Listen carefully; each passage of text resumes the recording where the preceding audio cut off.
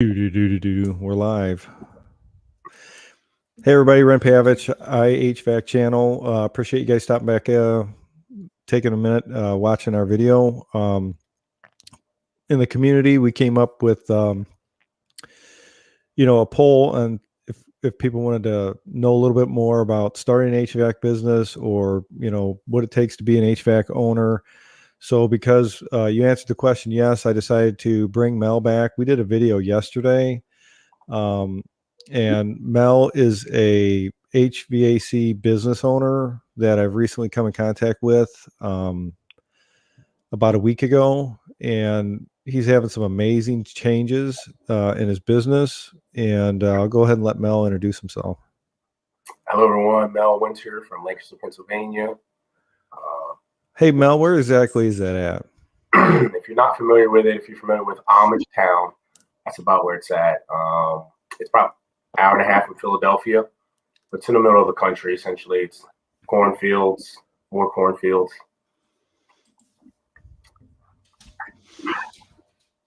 Okay, so we have a couple people watching. If you got any comments, go ahead and put them in the chat, and we'll be more than happy to try and answer them the best we can. But Mel, go ahead and tell them a little bit about your background. So before I got into the HVAC trade, I was in the Marine for 4 years. I was a machine gunner, served 2 tours to Iraq. After that, it was time to come home, wanted to start a family. So I came home. I got into the trades. My background, just growing up on a farm, was plumbing, electrical, those type of experiences. And that led me to the HVAC trade. So I went to school for a year, went out into the industry, and that was in 2009. And I've been in the industry since. So I worked out in the industry for a while and wanted to do something on my own and try it. We took that leap in the last few years here, and needed some help, was looking for some guidance, searched online and found people that were doing it right. Me and yourself connected, and I turned my business around within just a week, implementing some better strategies and systems in it. Well, hey, can you go back a little bit and tell us like what was your first job? What was it like? And then, if you had other jobs, just so maybe anybody that's watching this can have a better understanding of where you came from in the trade. Absolutely. So in 2008, I got out of the military. I cut grass for a while going to school for HVAC. I did that for a year, and after I graduated, I became an installer. I actually worked for 1 Hour franchise for a few years, and after that, I went to another contractor and worked there for a few more years. And I think I was top for about 8 years working in the industry.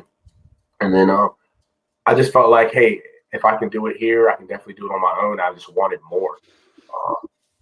That led me to trying it on my own, and I tried, and it didn't really work. So I went back. I actually went back to school. I went to school for mechanical engineering technology. Got my mechanical engineering technology degree with an HVAC degree. I became an HVAC engineer. So I did like designs for commercial industrial units, different applications. And the call for me to do my own was just always there inside. So I just tried it again. I went back out, tried it again, didn't really find much success. So I went back into the engineering field, so to speak. I have a family, kids, wife. And so those things outweigh me, and at that time, what my progress was. So I bounced basically back and forth from in the trade to a regular job. And recently, I had to make a decision. I essentially said, it's time to make a decision. What are we going to do here? We got kids. They're in school. We need some stability.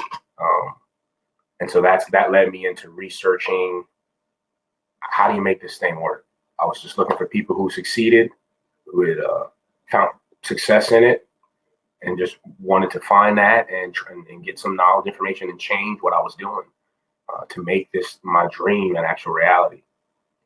And that led me to you. And within a short amount of time of speaking with you, I knew I had found something that was real. It felt real. Completing small tasks instantly had progress to it, which would really just fuel the fire even more. I had one of the best weeks I've ever had. Well, the best week I'll ever have in business happened for me this week. And I think we've met each other for maybe a week and a half, if that, at this point. It's not even been a week. It's be a week tomorrow. But That's the buzz. so, what made you want to move on from your other companies? I mean, was there a specific event or? I just felt like I could do it. At the end of the day, they gave you the work order. You went and completed it. You did the install. You got it done. And you just took the work order and money back to, the organization that you work for. And for a while that worked. Again, I worked out for about 5 or 8 years. For a while that did work. But for me personally, I just wanted more. I wanted, I felt like I wanted to do it on my own for me as a person, because ownership in it. And it's also something I truly enjoy. HVAC. Building a business is something I can help my family out, myself out, and many others out. So business ownership to me was always something that I just wanted to do. Growing up on the farm, I watched my dad work hard and try to sell it. And he had many different types of ways he did it. And in the end, it just didn't seem to work equal out to the progress or even the financial end of it that came out. So for me, it's like you got to find a way to do things a little differently. It was on me to go a little further than what he did and figure it out. And business ownership was that for me. Were you ever scared when you made that decision? Were you a little nervous, or did you have any fear along the way? There's always fear, but absolutely along the way, I had fears and doubts because there's up and downs. It's not like it's just a rocket you light in and it just goes straight up. It's just not like that. So definitely, when with a family, you feel the pressure as well. I felt, perhaps if I would have did it, right when I got out and not worked for a contractor maybe for 8 years, the pressure wouldn't have been there. But by the time I actually went out on my own and started doing that, I've already had a family, a mortgage, I had student loans, and the normal things that people have. So there was already pressure there, whether I wanted it or not. Well, if you had to do it all over again, or let's say there was somebody in your position that is watching this for the first time, what kind of advice would you give them on, like, maybe how to enter the trade, or, making the leap from employee to business owner? I mean, what would you tell you if you could look back at it? Yeah, I would say, hey, go to school. Go if you don't want to go to school for a year and get certified and do it. Find a contractor that's willing to bring you on, teach you the trade. Start off as a helper, work your way out to be an installer, and do some service. Because at the end of the day, you're gonna have to know how to do those jobs and those technical expertise. But once you get to the point where you understand how to properly install the unit, how to measure it, how to balance it, what's happening, and you can physically do that yourself, and you're confident, and they're sending you out on jobs, you can do it. In my opinion, you're ready to take that step. You could do it before that. I just think the learning curve would be a little bit larger for you. And it wouldn't take you that long. If you go, think about it. If you work as an installer and you're doing 3 installs a week, it's not going to take you long really to figure it out after about a season or so. And I would say after that point, decide what you want to definitely do, your goals in it. And if a business is what you want to do, 100% take that shot. You miss 100% of the shots that you don't take. And to just think now, with all the progress I had, if I wouldn't have took this shot, I would have never even got to this point here now. It's almost sad to think like, dude, you almost gave up. And for sure, I almost gave up. And I'm glad I didn't. I just kept searching, and I hung on a little longer, and it was just long enough for the tables to turn for me in the right direction. So if you're interested in the trades, absolutely. There are tons of contractors that we're looking for helpers right now. There's a shortage in our trades with the skills gap. The average tech is 55 to 60 years old, so they're going to be retiring pretty here soon. By 2025, majority of those guys will be out. So we definitely need techs. Now's the perfect time to get into the trades, learn, and if businessship is what you do, take that leap and try it. You can always go back to a van at the end of the day. So why not take the shot on yourself and build yourself a business for yourself and your family, for financial freedom, financial independence? Definitely worth it. I would do this over and over.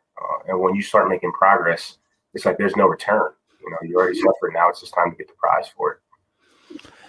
Yeah. So one more thing, and then we're going to dig into your business, because a lot of people that may watch this are kind of curious of what you're actually doing in business, because you're actually in the trenches day in, day out, on the front line, dealing with customers, dealing with everything in the back end to run the office. If, let's say there's someone in the military, and maybe they're a year from maybe a year from Separating. yeah, separating. I'm sorry, my phone's blowing up. That's It's all good. that's Billy. He's wanting the link, so I'm gonna email that. No worries. Yeah, but if you could maybe share it with somebody with that's getting out of the military. Exactly. So when I was getting out the military, I did 2 tours to Iraq, 10 months apiece. I was all over in the sense of what to do next. I wasn't necessarily traditionally. A lot of the guys got out and got in the law enforcement area. For me personally, after going through that experience, the last thing I wanted to do is continue with the firearms and do all that. So for me, a trade was perfect. The military is very hands-on, and with the trades, it's very systematic, just like the military. There's a process of how you do it. There's a way of how you do it. There's a standard. So for me, HVAC plugs in very well with kind of how the standard, what you learn in the military. And I take some of the things we learned in the Marines still now even business: honor, courage, commitment. Do a good job, be honorable when I'm pricing people, not taking advantage of them, and being committed to doing a quality job every time. So a lot of the military training correlates not only to business, but even like business ownership as a leader. No better time to get into the trades. No better time. Okay. All right. So that's good advice. Sorry, I'm kind of preoccupied. And also I see a comment from Bridget. If you have no experience of what you could do, I recommend if you can go to ESCO Institute. It's ESCO.institute. And if you go to that page and you scroll all the way down to the bottom page of the page, there's a section there that says free practice exam. You can go and sign online for $25. There's 4 sections, 100 questions apiece. You have to get at least 18 out of 25 to pass. There's a core, type 1, type 2, type 3. I think that's a good spot to begin if you have no experience, is to just get your head wrapped around it. They're going to explain the rules and the regulation, how we're governed in our industry. So that's a good place to start. And also YouTube. Just go YouTube our industry and how do you get started and what you would do. Another great resource is if you download the 608 EPA test study guide. You want to use that, you can literally print it out. It's like 4 pages. And then go to that ESCO Institute website and sit there and take the test and highlight as you go through. You can take the test as many times as you want. It's free. It's unlimited. And it's the exact same test that you'll take when you go and actually get certified for your 608 EPA test. So Bridget, that's a good place to do it. We can all, if you want, add tons of good books that I could also offer to you that would work.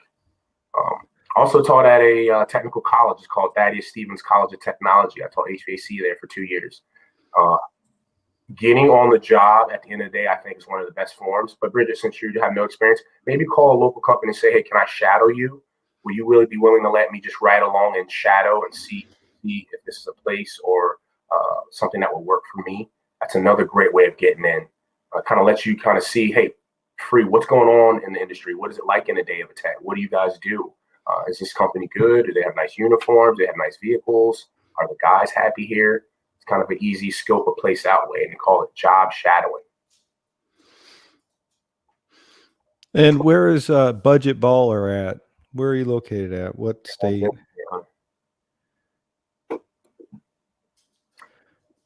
Good question. She asked, can I just be the owner and not an HVAC tech? Absolutely. At the end of the day, you don't even have to be a tech. You just need people to be able to do the work. You definitely, I would say, you don't have to necessarily be the one to do it, but you definitely want to know what a good job looks like and what a proper job should look like. There in Florida, there's a lot of work down there. Yeah, it's pretty much got nice. You got one season, that's his AC season.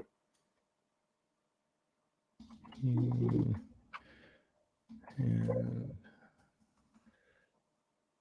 trying to get Billy in there. No worries. No worries. Any other questions? Any from the all three people watching? Yes. Let's see. Let's see what comments. There we go. There he is.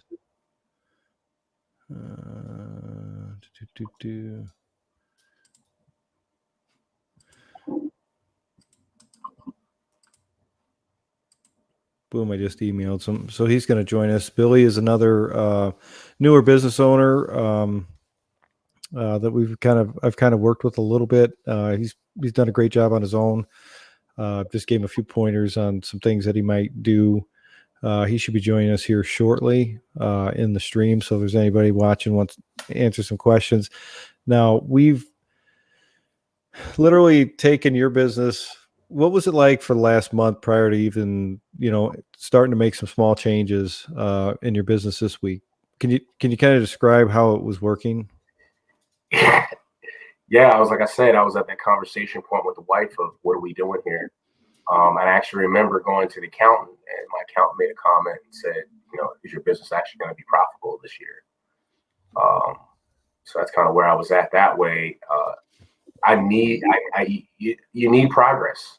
And at the end of the day, you got to go out there, sell calls, and your goal is to make money.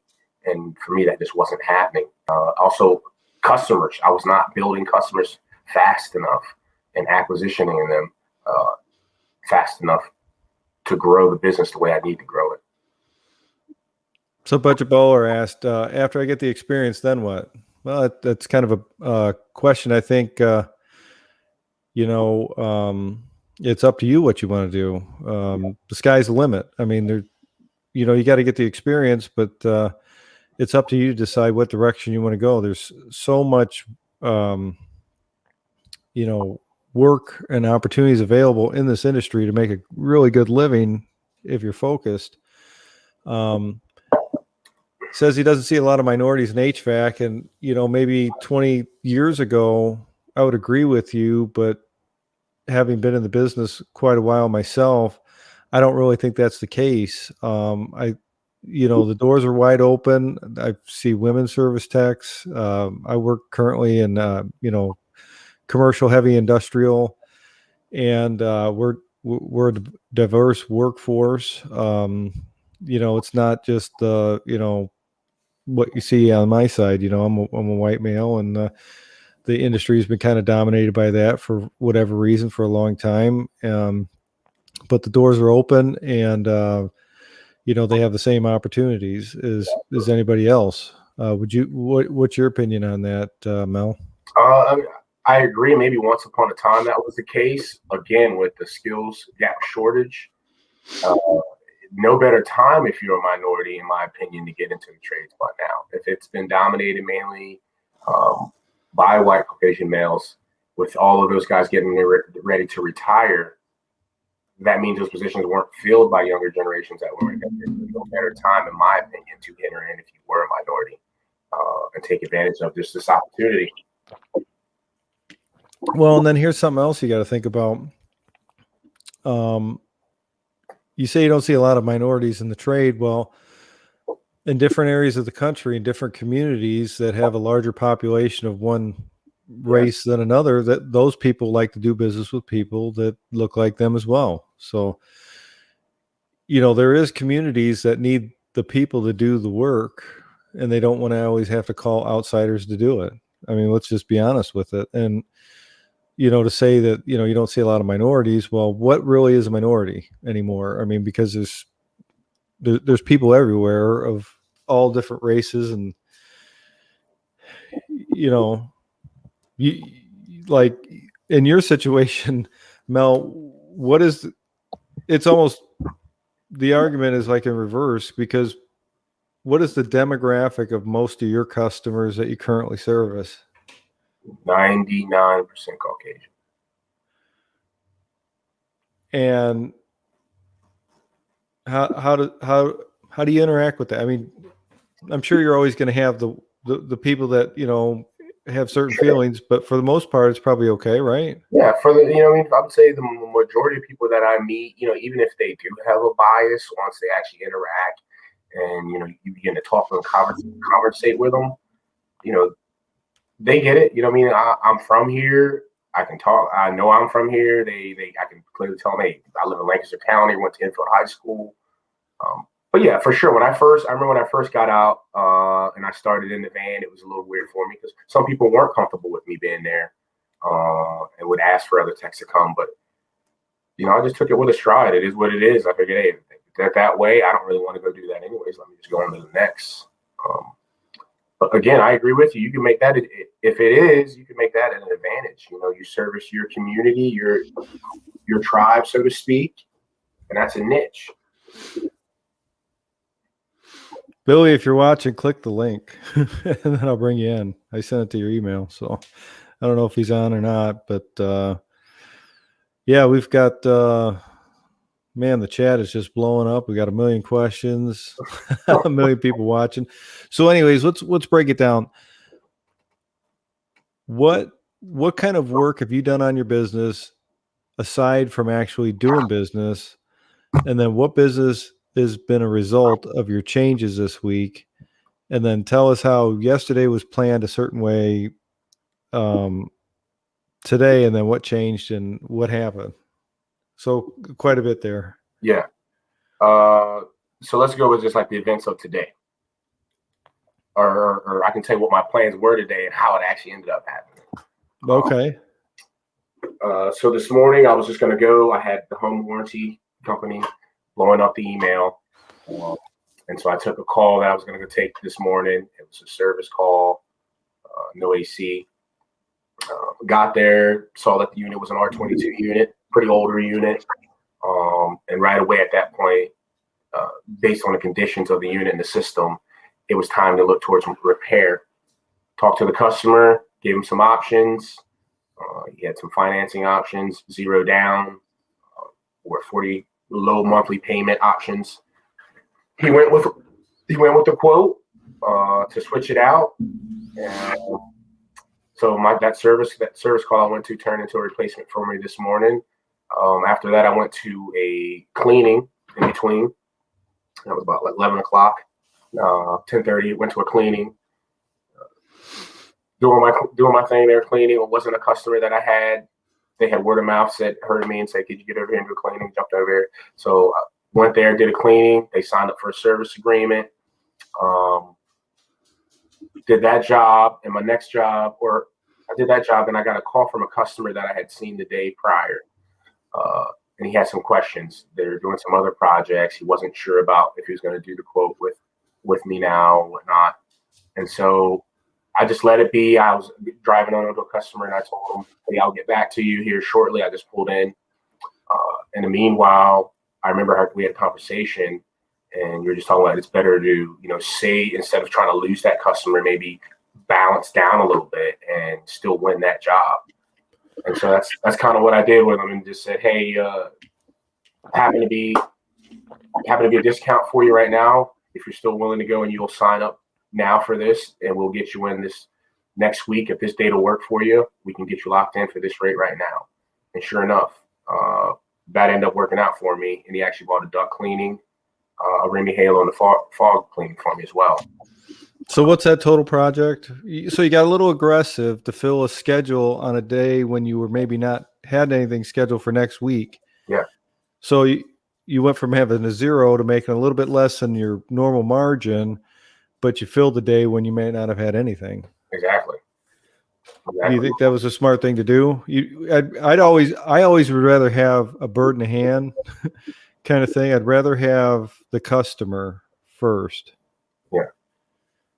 And that was a good technique. And I told you, and you boom, you turn around and you had an opportunity and you used it and instantly filled your schedule. And what kind of revenue on that job are you talking about? What's that job going to cost the customer approximately? It's going to cost them $6,050.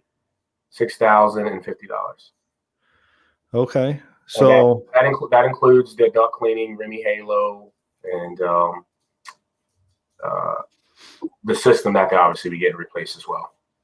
So Not bad, not bad. How many of those were you doing a week prior to?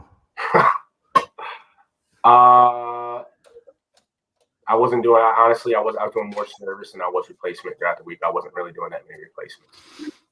So, what's your thought on service and maintenance in order to generate the replacements after we've kind of had some conversations on how to do it? I would say the biggest game changer is just learning that a maintenance and a service call is kind of the same thing. Prior to me learning that, I thought they were three different things. You know, your maintenance, your service, and your install.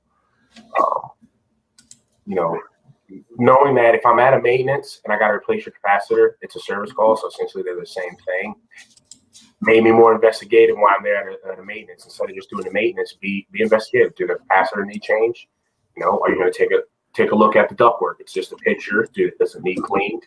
And at the end of the day, it's easier for the customer if I can handle all his issues on site versus coming back during a hot 95-degree day and trying to rush over there and get them if it's even possible to get them to do it.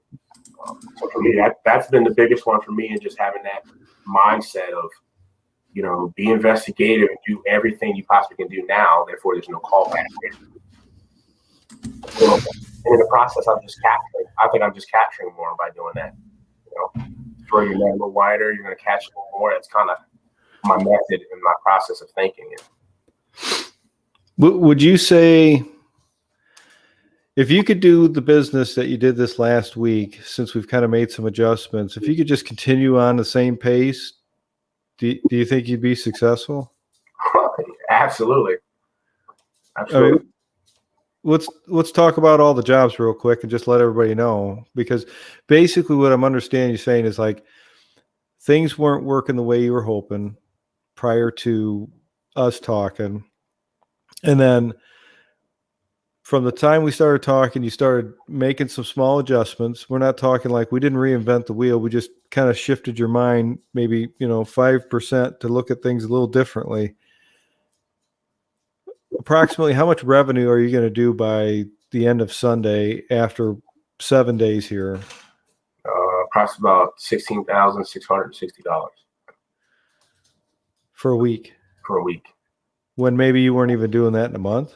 No, I wasn't, because again, I was doing more service than I was replacements, and not getting enough customers to grow that way.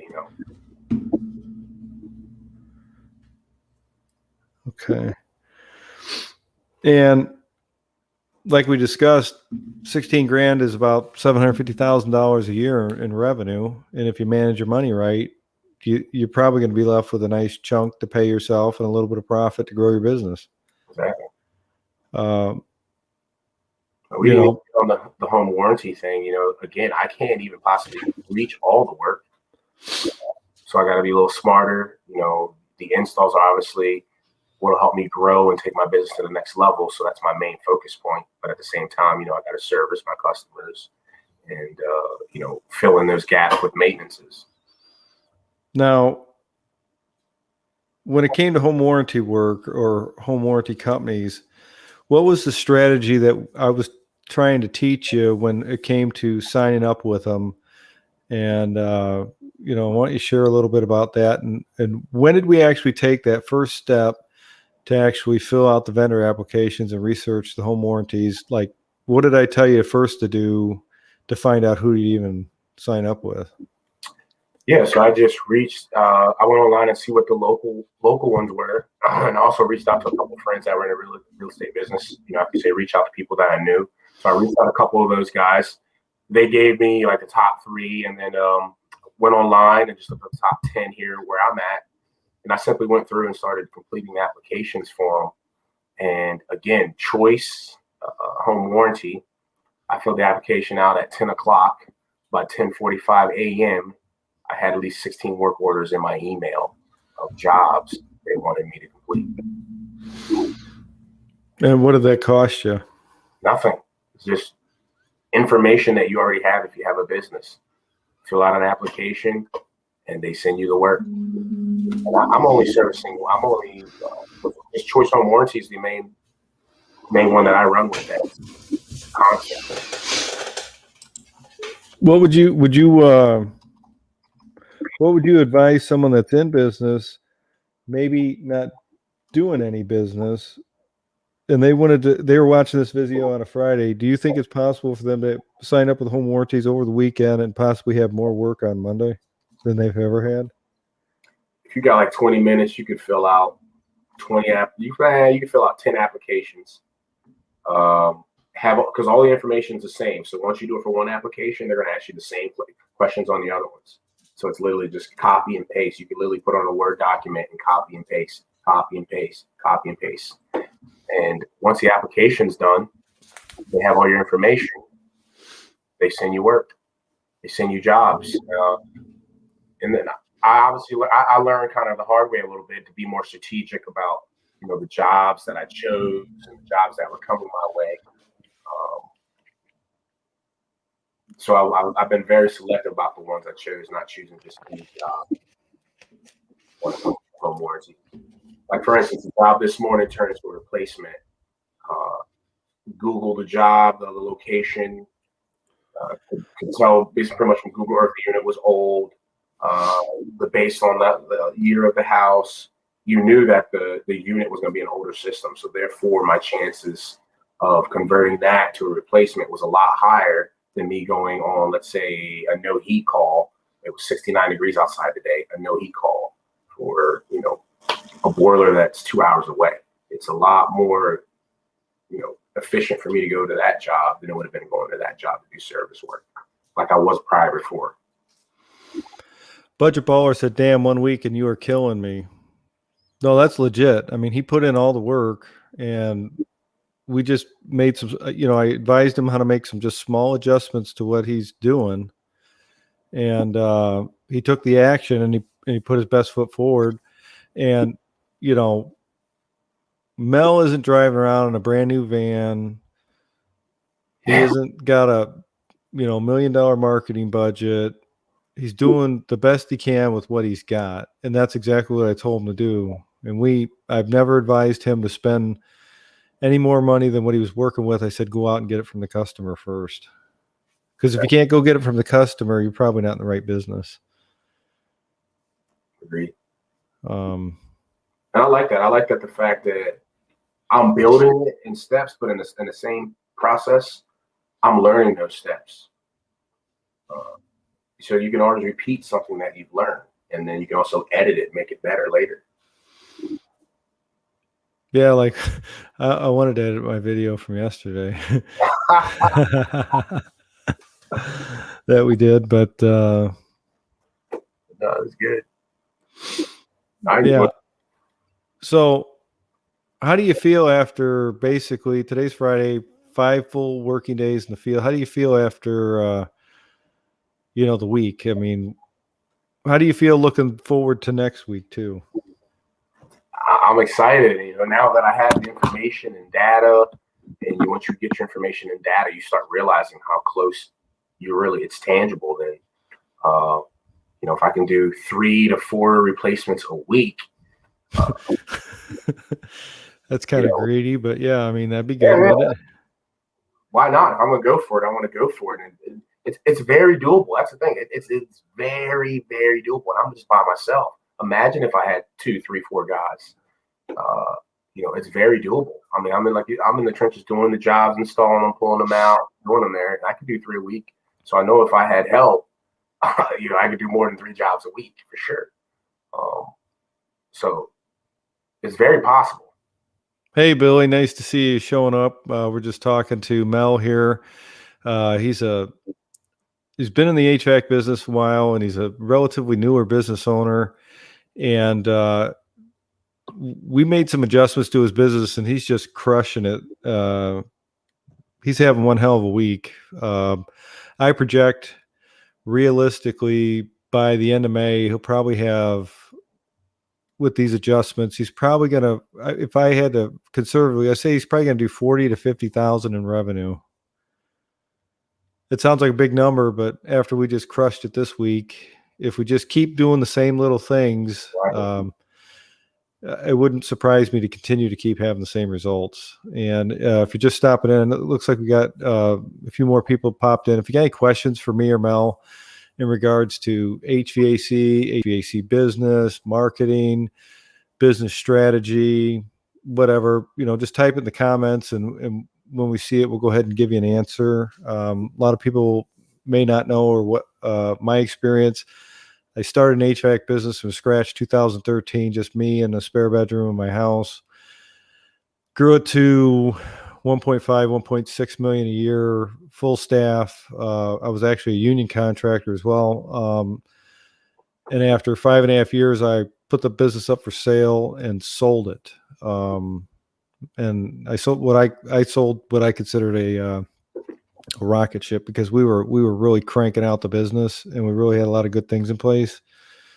So I'm just trying to share that experience with Mel here, who reached out to me after watching a couple of my videos through an email, and asking, he was hoping to get in contact with me. How easy was I to approach, Mel? I was shocked pretty easily. An email, you were willing to share your phone. You gave me your phone number and called it.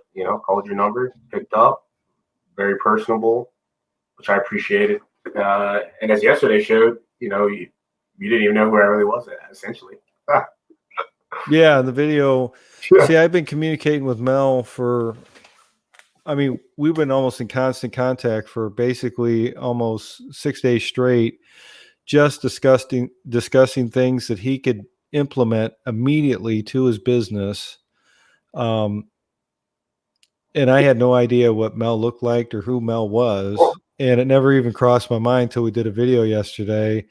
And it was the first time that I even realized that he wasn't like me or white, I had no idea. And I don't say that in a bad way, but I didn't prejudge. And it was just kind of, ironic that I didn't even know. And I had poured so much energy into trying helping him turn around his business.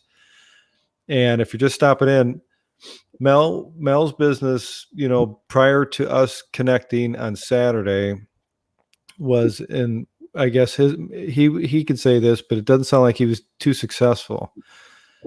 In 6 days, we're crushing it. He's over 16,000 in revenue after 6 days of just working with me on the phone, just trying to make some little tweaks, learn a little bit about what he's doing in business, how we might make a small adjustment. And then for every time we make a small adjustment, it brings out more information that we need to work on. And he's killing it. He's working 7 days this week, and it's because it's a choice. He's already got work scheduled for next week. He's got service calls. How much money in marketing did you spend this week to get all these customers? How much did you actually pay? None. Zero for marketing. And if you're an HVAC contractor and you're spending money on marketing and you're not having those results, you might want to watch some of my videos. Absolutely. And also the home warranty. Just watch that home warranty video. Watch the just how to connect and get new customers and also grow your business video.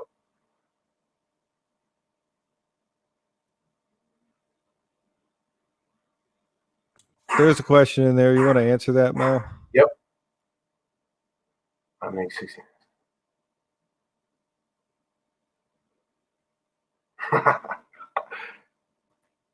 Absolutely. Do it.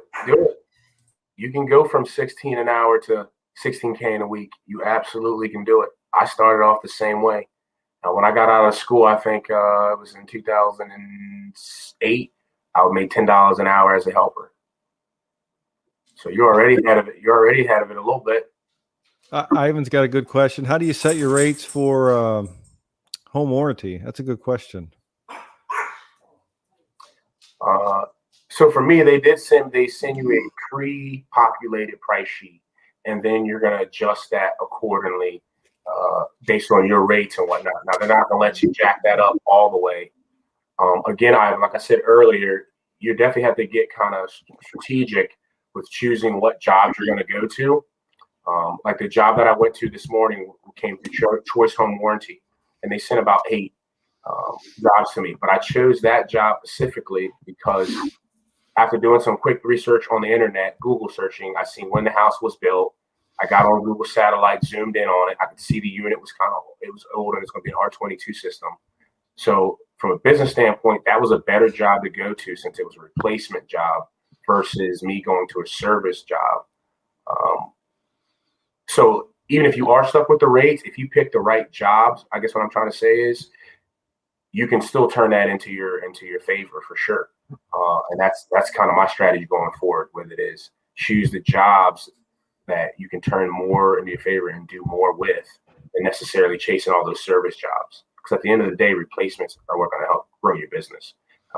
This whole week and everything that's happened, the $16,000 of revenue is through replacements, not service. So you got a higher margin. Oh yes.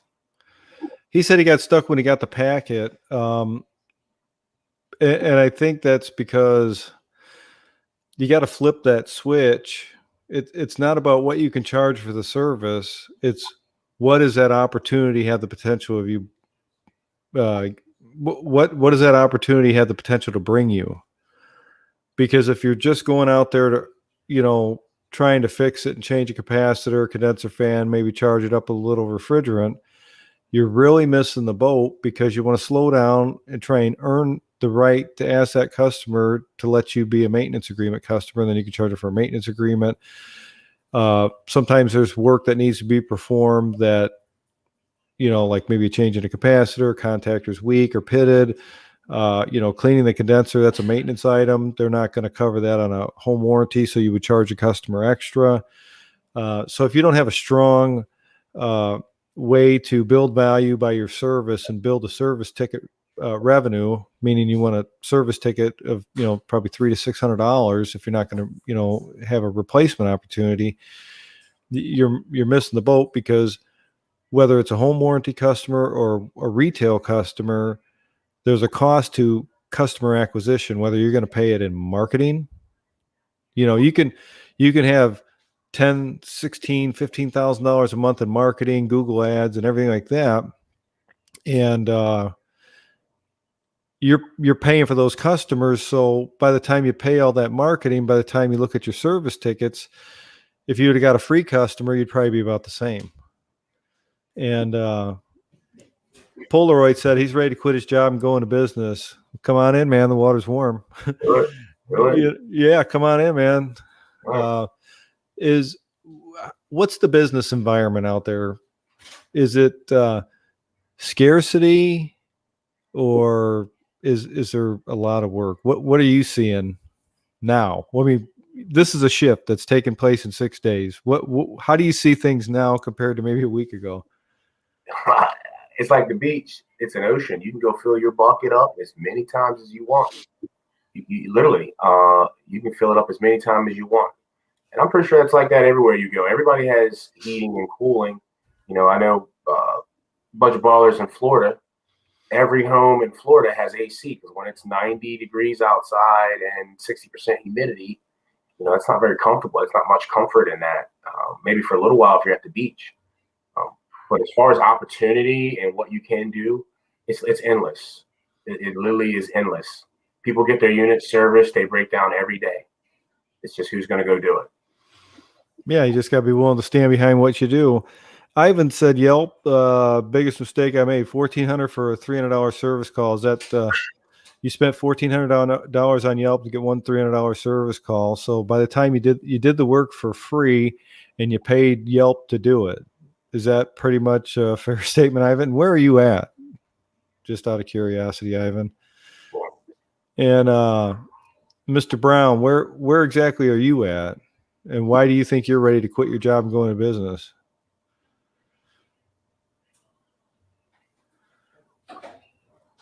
Arizona. Ooh, perfect spot. What? Yeah, I mean they got all kinds of they got one of the biggest HVAC contractors in the country in Phoenix. You probably can't compete there, Ivan. Your overhead would be too low, and you couldn't compete against the high priced people. You should be able to vacuum customers up with the Kirby over there. You know what I mean? So you're either going to pay through marketing to get retail customers, or you're going to pay in your price. So if your price is a little bit low compared to your competitors who are more well established and dominate the industry, the difference between what they charge and you charge, and let me try and get this so you can see this, the difference between what you charge and they charge is marketing. Even though you're not gaining that revenue, the difference between your prices, you're paying for that opportunity. So if you have to lower your prices to become more busy in business, that discount is a form of marketing. So Phoenix, you should be clubbing people like like baby seals out in Phoenix. I mean, when it gets 110, it's a dry heat. It's like being in an oven. So tell me I'm lying. I mean, I live in California, high desert. I know, but I think the company out there is Gallagher. They do 150 mil a year. I mean, a company that big, they got to piss off enough people to just feed the small people. You know what I mean? Or they're so busy that they might not be able to get to the average customer. I don't know. Right now, that was coming into winter. Right now, I mean, I'm sure the old people got some heat pumps they got to have fixed or whatever they do over there. I got 3 installs over the next 6 days. That's great. But how many service calls and maintenances are you going to do during those next 6 days to generate more work for the following week? You got to do a little bit of everything every day if you want to keep, consistent. Consistency is, the key to business. Wouldn't you say? Yes. Like you were just finishing a job, and what did I tell you to do? Go tear out another job. There's a job that I had to go replace. Tomorrow I got an install I got to go do. So instead of waiting till tomorrow to go tear it out and do it, and it's going to rain tomorrow, get it done today, tear out. That way tomorrow, the outdoor unit's set, and we're up in the attic all day. Perfect. We're not in the rain. It's done. It's an easy braze. We got a tent. So just forward thinking. But for sure, like once you get it rolling, I definitely agree. Like you want to keep it rolling. You don't want it to stop.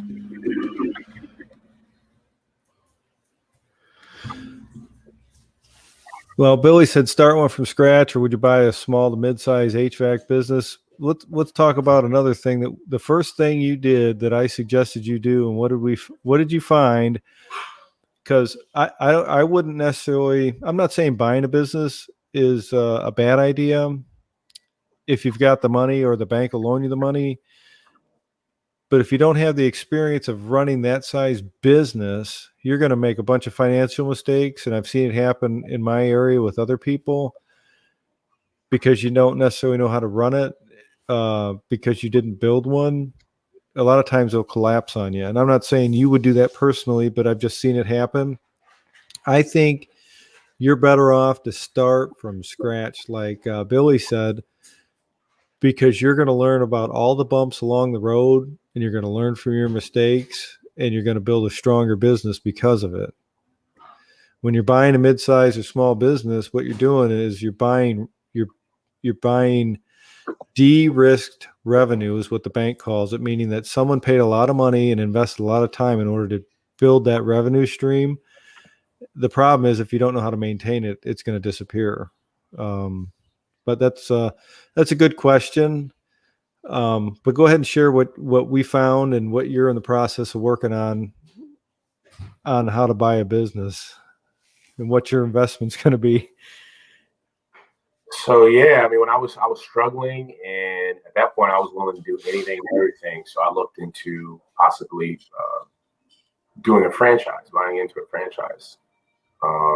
But for me financially, with having the kids again and having payments and other things to do, I couldn't take on the financial burden. And so for me, it was just like, you got to go back to just being organic and let's try to do it this way.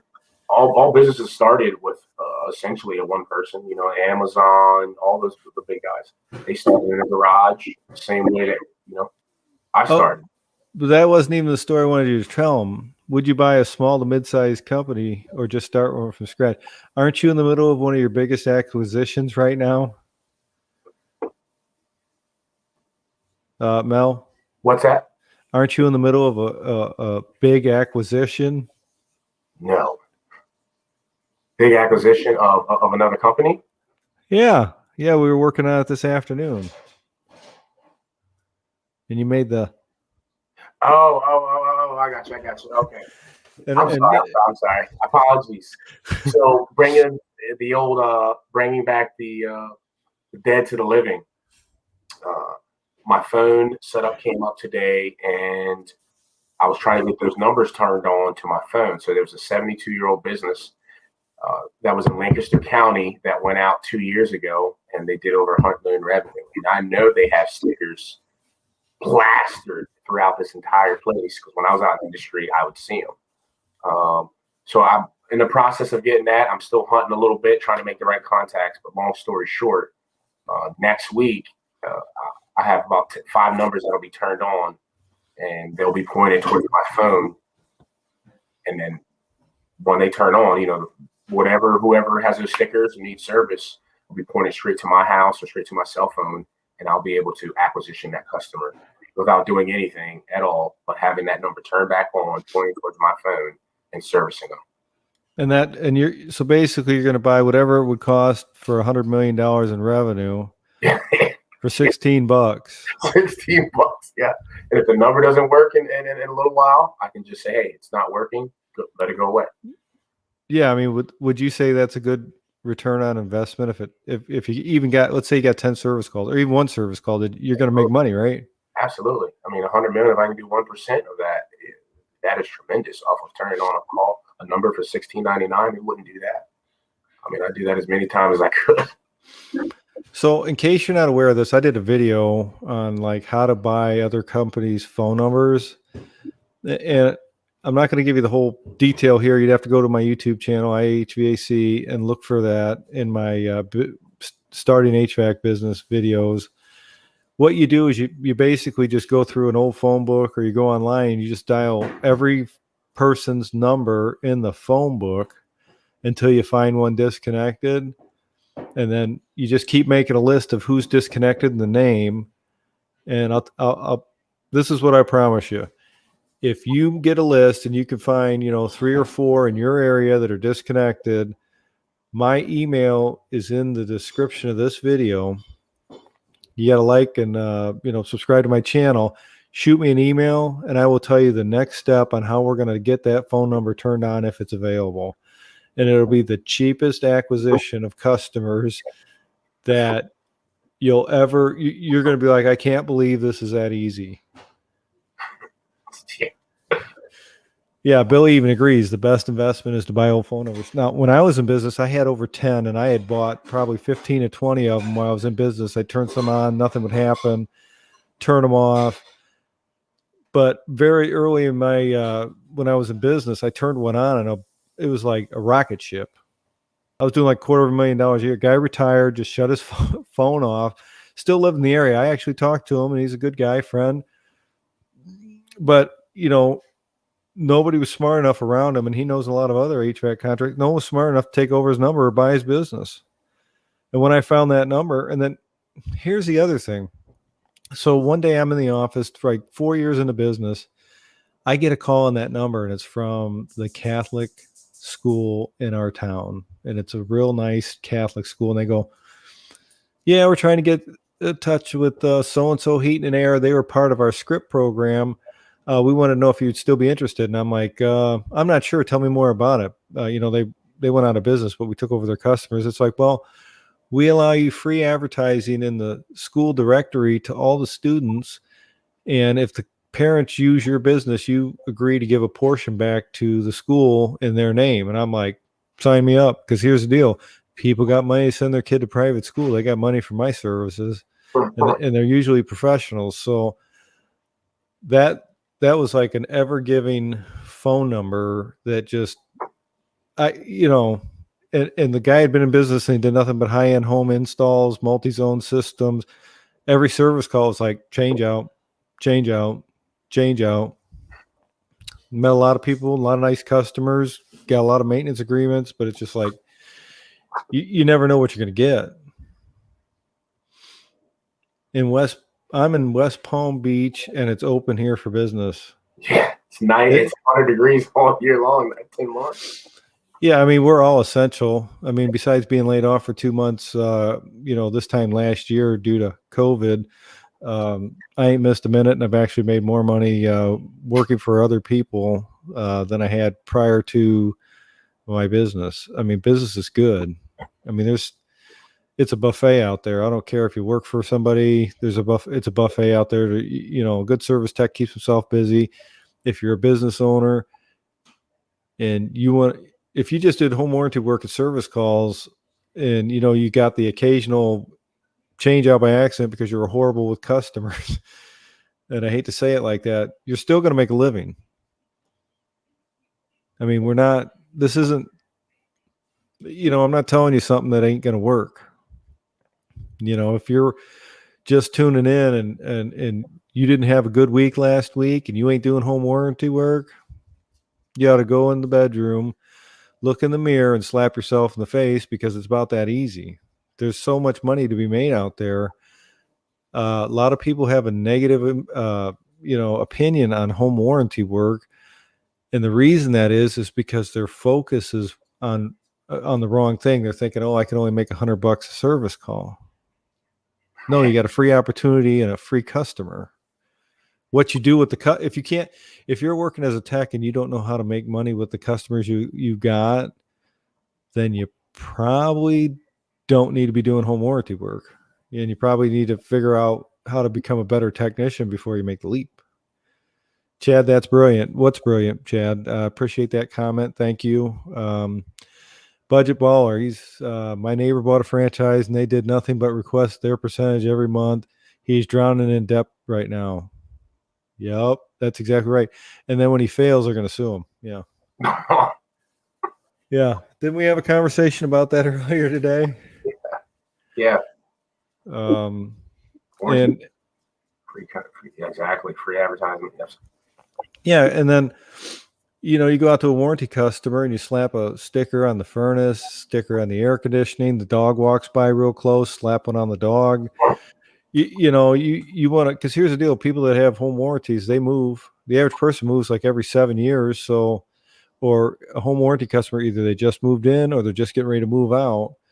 So when the new person comes in and sees your sticker, they're going to call you because everything's breaking. They don't make it like it used to. That shit breaks all the time. Polaroid Brown, writing that down. What's your opinion on writing things down, Mel?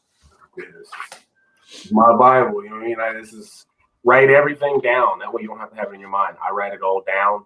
This has everything. And again, on slow days, if you write it down, on days that I would not have work, I can come back to the office and work on my business because I can just get back to it right here.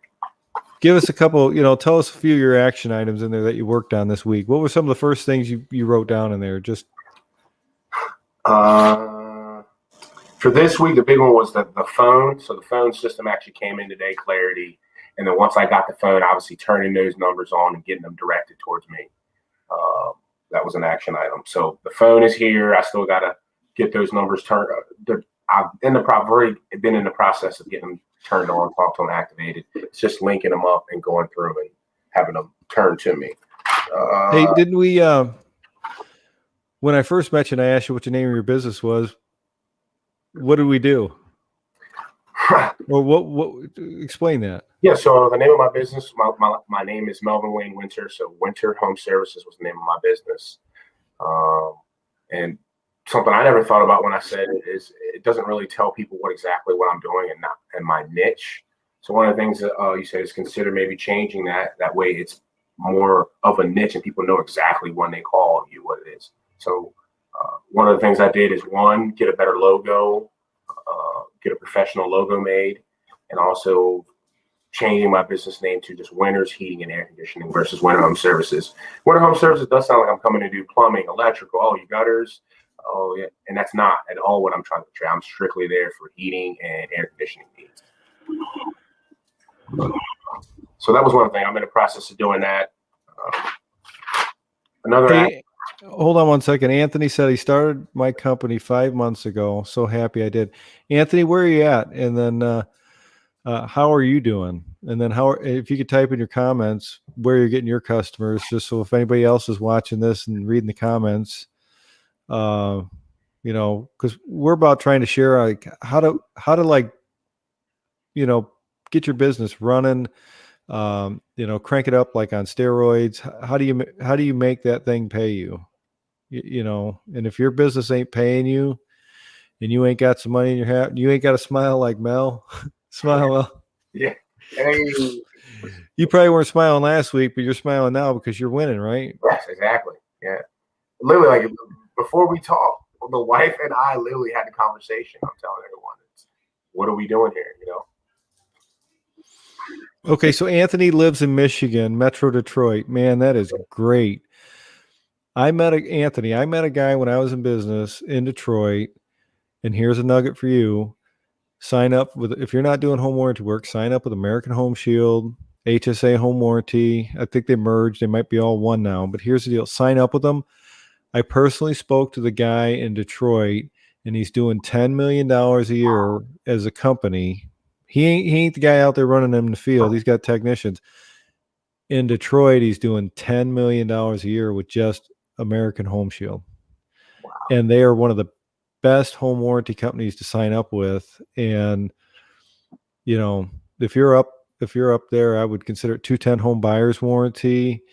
If you didn't have a $16,000 a week like Mel did, listen in, start this thing from scratch. Kind of watch maybe the video we did yesterday. I've got some great videos on my channel. I've made a playlist on, starting an HVAC business. I kind of show it all.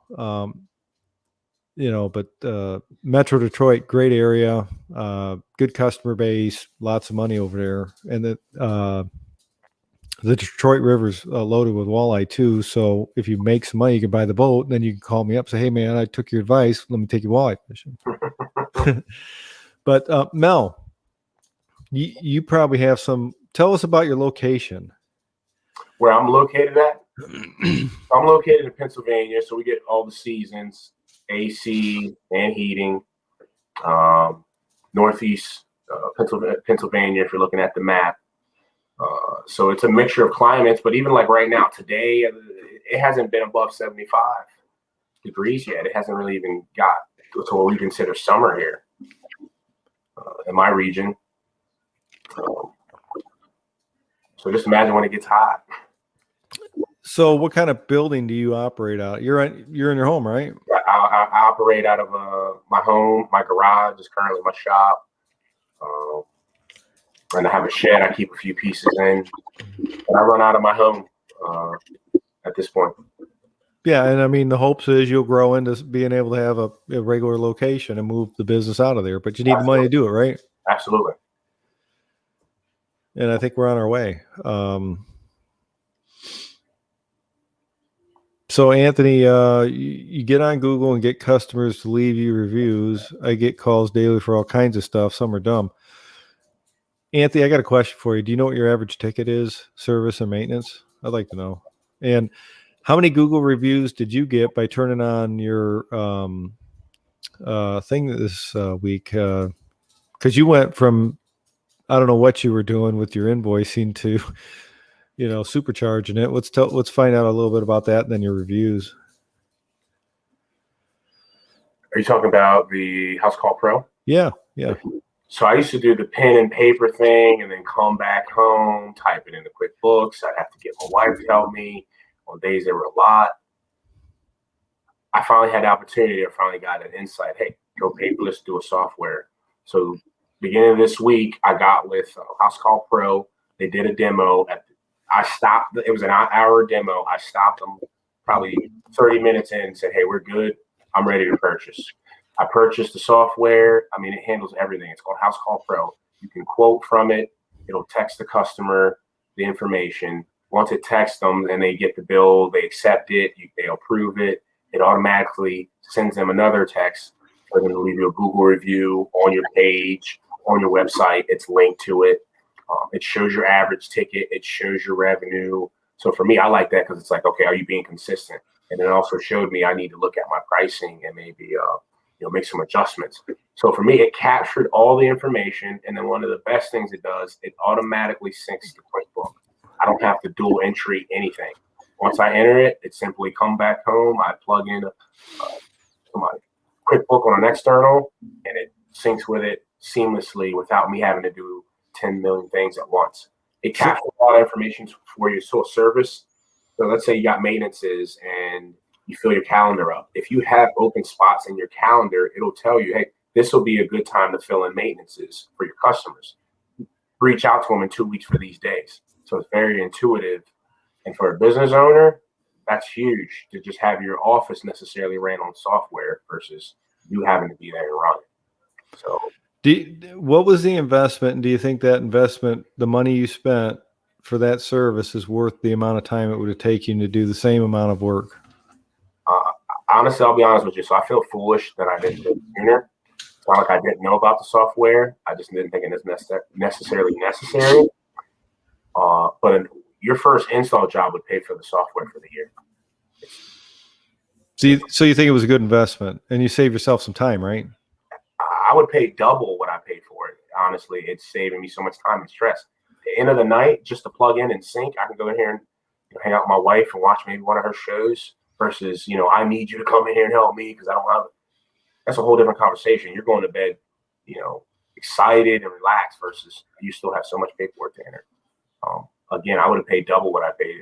So $2,500 a year, I would have paid double for the amount of work that it reduced for me. And then you can add technicians at some point too, right? Exactly. You can add technicians. I got the program from 1 to 5 because I know as I grow, I'm going to want to add more people to it. I didn't do a single person. I just did it right away, 1 to 5. That's my goal. That's what I'm working towards. So I just got that software. That way, as I grow, it's already there and I can build upon it. House Call Pro absolutely is worth the investment.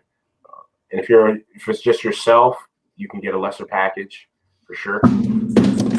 Oops. Very, very reasonable cost. Well, what if you just got it for a single user? Let's say you're just starting out, money's real tight, and you don't know where your next service job or installs come from. What would be the least amount of money you could spend, do you think, on that? So if you're just a single guy, it would cost you about, let's say, $1,800 a year to have that software. About $149 a month. Your one install would take care of that. More than take care of that. Now, do you have merchant services where you take credit cards yet? Yes, I do. That's part of the process. I take credit cards. It's powerful. It takes credit cards. And were you doing that before? Were you able to? No. Before it was tough. You'd have to be. You have a check, and if not, you gotta wait if they don't have it because the credit card thing's not working. And I was just creating so much more back work for myself that I didn't realize that now I realize. Makes you more efficient, right? So you can focus on moving forward. Yes, absolutely. So we implemented that all in a week, right? Exactly. I mean, his business looks nothing like it did 6 days ago because we didn't even first talk till Saturday of last week.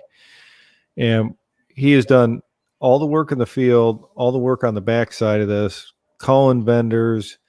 He's going to get gas cards for his company so he can save a little bit of money on his fuel. We're talking about building some inventory up, possibly looking at another vehicle, getting better logos for his vans. We're really, and here's the deal. On Monday, we didn't have any work, we didn't have any money. Right? I mean, that's a real statement. Yeah. Monday morning, it's like you're going hunting and there was where you're supposed to went hunting and you got nothing, you didn't get anything. Budget Baller, I got my contact. I got an email in the description of this video. Just go ahead and shoot me a line, put your real name in there, and then just say, hey, I was watching the live stream. And I'll respond back to you, and then we can talk. And then if you want to actually contact Mel, I can put you in touch with him as well. And I think if there's, if you're serious, and here's the deal, I'm going to know if you're serious because that's what I do. I mean, and I'm not charging anybody any money for the information that I'm sharing, and Mel will tell you that. Absolutely. You know, if you're serious and you're ready to like, you know, put your best foot forward and actually do the work, I'll give you, I'll throw more shit at you that you can do to blow a business up in a week. You're going to be begging for mercy because I got all the answers when it comes to these small little HVAC. I mean, it's just a small business. I mean, it's nothing. I've done it. You know, and you could ask Mel, you know, what haven't I been able to answer so far, and then how in depth do I get when it comes to like the nitty gritty on Oh, HVAC? I'm still catching up. You know, literally. I mean, my list is still full. I'm still catching up. So, and being able to break it down and simplify it is simple. It's just like go complete this task. It doesn't really get much simpler than that. Oh, you need help doing it? This is how you do it. Oh, you need a number? I mean, don't get it simple for the gas card. Not only did he have the name of the company, he had the contact guy. All I had to do was call him and say, "Hey, I want some gas." It doesn't get much simpler than that. You know, Did you do that already? Yes, I did. See, I mean, he ain't letting no. I mean, that's what's made him real successful is when I point him in the right direction, he's just taking action and knocking it out. Yeah, plate's full. So it's for me, it's like you get it done now and then. You know. Hey, I appreciate that, Anthony. I didn't know anybody was really watching any of my stuff. One thing a little bit different than me and the Fox family videos, and I've watched a lot of his videos, and he's good. He's in California, a little different environment. You know, he's a little more Hollywood polished. I'm an ex-Marine, jet mechanic. You know, I'm a HVAC, commercial and industrial service guy right now. I work heavy industry and get to do some crazy stuff. I don't really sugarcoat it. I'm gonna tell you like it is, and it, you know, sometimes it may be a little bit harsh, but I'm not gonna mince words. I'm gonna tell you exactly what to do and how to, you know, point you in the right direction. He's a little more family friendly. I gotta admit, I'm a little rougher around the edges, but I'm okay with that because of the industry I work in, and you know, I work in Chicago. It's a little tougher environment. And maybe that's why I got a little YouTube channel and not a lot of people watch me because maybe I'm not as polished as some of these other YouTubers, but I can tell you this, I know how to do it and I've done it. And if you ask me a question, I'm going to shoot straight. I'm not going to bullshit you. I'm not going to say buy a book. I'm not going to say sign up for my program. That's not what I'm about. And it is, yeah, Anthony, I am real. I mean, I went over some stuff with Mel last night about, hey, when you build your business, and I clicked over to, you know, some investments that I do, and he's like, that's what I like about you, Ren. He goes, you're real. I mean, I showed him some shit that I probably shouldn't have showed him, but the money is real. I mean, I made it. Still got it. I don't, you know. And I want to make a comment on that. You know, people can say, but at the end of the day, if you're gonna get information from someone, you want to know that they know. You know, this is not something small that you're trying to accomplish here or do. So for me, it's like they're being authentic versus someone that's not willing to show their hand, so to speak, but telling you it's a good hand. So for me, I respect that in the sense it's like it's letting you know this is real, it's possible, and you have to do that to inspire people. It's like me telling people you can live this life and do this, but yet I'm not having results and can't show those results. So I respect that you show your results, and you shouldn't hide that or you earn it. Yeah, and I've been real forthcoming. Absolutely. I made a ton, man. I killed it. Yeah. And I ain't doing that to brag. I don't need to brag at this point in my life. I mean, but I competed with the top of my industry in my little town here in Valparaiso. I live in Valparaiso, Indiana, and there was like 3 big players, and I was eating off of their trough. I was taking every job I can get from them, and I wasn't the cheapest. I was just as high, if not higher. But I mean, I've just learned a lot. I'm very street smart. I'm playing to win. You know, they're playing. I don't know what they're playing. I had spies in every company. I'd meet guys in the supply house. I'd befriend them. I'd talk to them. I'd be nice to them. I'd find out what's going on inside the business. You know, and I'm still friends with a lot of those people today. It's called business counterintelligence. I'm an ex-Marine. You know, I don't play fair. Yeah. What's your shirt say? Yeah. Front What, towards the enemy. what does that mean? So it's a mindset as well. But in the Marines and infantry, they have something called a claymore mine, and basically it's think of it as a stick of dynamite with 500 ball bearings, and you never want to point it the wrong direction. So they always have on the front of it, it always says front towards the enemy, and essentially that's the direction you want it, and it's assigned to the enemy as well, I'm sure. But for me, it's more of a mindset, and that mindset for me is being willing to take a shot on myself and constantly hunt. And sometimes you're going to be in the pressure cooker, being all right with being in there, knowing that you'll push past your normal breaking points. And I think that's in the military in general. You'll find that across the board, especially in the Marines. Just it's going to be a fight. Being willing to go face first and just get it done, no matter what. At the end of the day. Hey, we got a comment in there. Yeah, Anthony, you can do it. I mean, it's like riding a bicycle. And I still think today, and I have a good, comfortable, I'm very comfortable where I'm at, and I've got a great job. I do some fantastic work. I have a company that just takes care of me. I mean, when I sold my business, I sold it not because I was tired of the business. I sold it because I had enough money. I don't have to work, but I choose to work because I love what I do in the HVAC industry. You can do it. It's like riding a bike. If for some reason I lost my job and I had no other choice, I'd go out and make $1 million a year business overnight, because I know I've already done mistakes. I already know how to do it. Mel is the proof. He is just doing what I could do if I decided I wanted to do it, and he's blowing it up.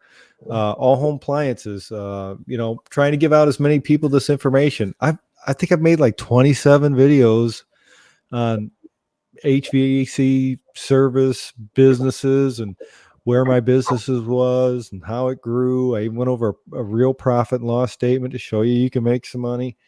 Not a lot of people watch that stuff, but my channel has grown a little bit, and we're just a baby channel. But a lot of you guys or people out there that are HVAC checks, tired of working for the man, they want to figure out how to do it. And I'm the only one that I know of on YouTube is saying, fuck, you can do it. And I'd like to know, all home appliance, where are you located and what's your main thing? Obviously, it looks like you do home appliances. I don't know if you do any HVAC. You probably do a little bit of HVAC, but home appliance guys, boy, they should be killing it too. The problem is when you're doing a replacement, who are you competing with? Sears? You got, 2 hoses and a water line and a plug, right? So not sure how that business works, but a business is a business. And if anybody's interested in connecting with me or Mel, my email's in the description. Just shoot me an email, and if I don't answer today, I'll answer tomorrow, and I'll fire it off. And if I can get back, I'll let you know. Yeah, and then this is the first full year going full time. Yeah, I'd like to know a little bit more about your business. I want to say hi to Jose Santos. Good evening. Appreciate you stopping by. We're just sharing. If you just got here, Mel's business wasn't doing too well. He reached out to me through an email after watching a couple of my videos. I responded. He was interested in hearing if I could help him. And you're in Mississippi, you should be killing it down there. They make a ton down in Mississippi, just so you know. I mean, the guys that I know down there, killing it. I got a guy in Alabama who's just killing people. Not literally, but in business, he's making a ton of money. But, first year going, I mean, there is a shortage of good technicians. And the first thing you do is here's the thing that I know you changed this week. What was your thoughts on maintenance? How are you performing it? And what did you change this week that got you a better result? For me personally, again, like prior to talking with you, Ren, I was just, for whatever reasons, maybe probably because that's what I did in the industry, just the service. That's what I was doing. After talking to you, realizing, hey, the maintenances and the replacements are things that we need to do. The little adjustment I did is slowing down. The biggest thing on the maintenance for me was slowing down, being methodical, giving them the full picture of what's going on in their system. And if it's time for the system to be replaced, at least give them the option. It's not for me to decide. Give them the option. and you just go from there. And what I found out from doing that, there hasn't been any customer when I lay down what the options and the conditions of it that have said no thus far for a replacement. And if it's an R22 system, we all know it's phased out. It's going to cost them an arm and leg to fill it up with refrigerant. So it's like, why wouldn't we give them that? Yeah, and you implemented customer financing. Yes. You got the financing. You went mobile. You got merchant services, so you can take credit cards. You're capturing emails. You're in the middle of doing an acquisition on a $100 million a year revenue business that you're going to get their phone number for $16. You went from doing like hardly anything to this week we're at over 16,000 in revenue, and he could be working harder and more if he wasn't working on building the business when he's slow. Hey, we got another vet in here, budget baller, chaplain in the Air Force. Hoorah. Praise the Lord. Appreciate that. Joseph, welcome. Appreciate it. My stuff is super practical. I'm not going to sugarcoat it. That's probably why my channel hasn't really grown. Because maybe I'm not, I don't shoot the best videos. I'm not as polished as maybe some of these professionals. I didn't really have a channel to do that, but the people that have reached out to me have honestly, sincerely tried to help. And here's another question. If you guys like what we're talking about here, because Mel is actually in the trenches day in and day out, running an HVAC business, working out of his house. And we thought it might be good to maybe once a week come on a live stream and tell him some of the things he's went through, struggles, successes every week, because we're going to watch him grow over time.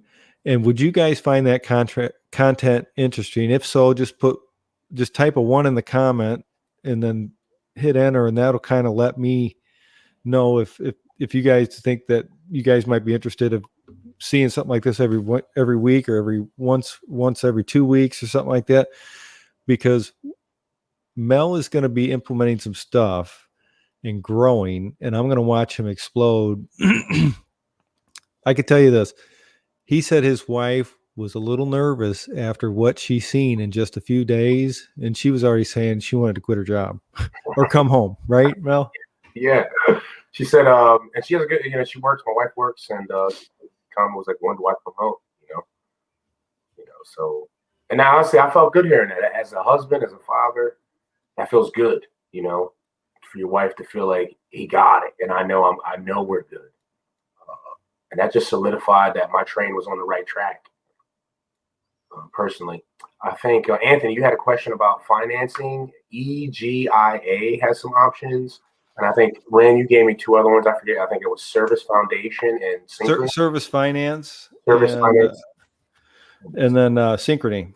Yeah.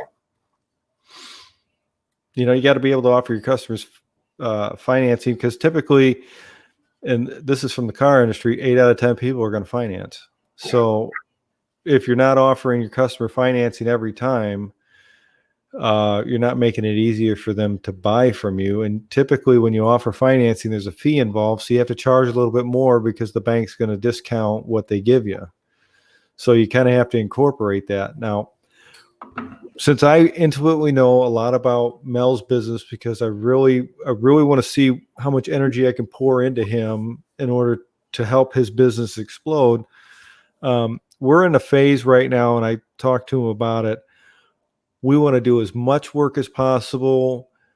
We're going to make mistakes. We're not going to do stuff perfect. And then we're going to create data through his House Call Pro and his QuickBooks. And then once he has a couple months of financials, we can review his financials, and I can look at them and I can teach him how to read that. And I can say, this is what we need to do to fix this number.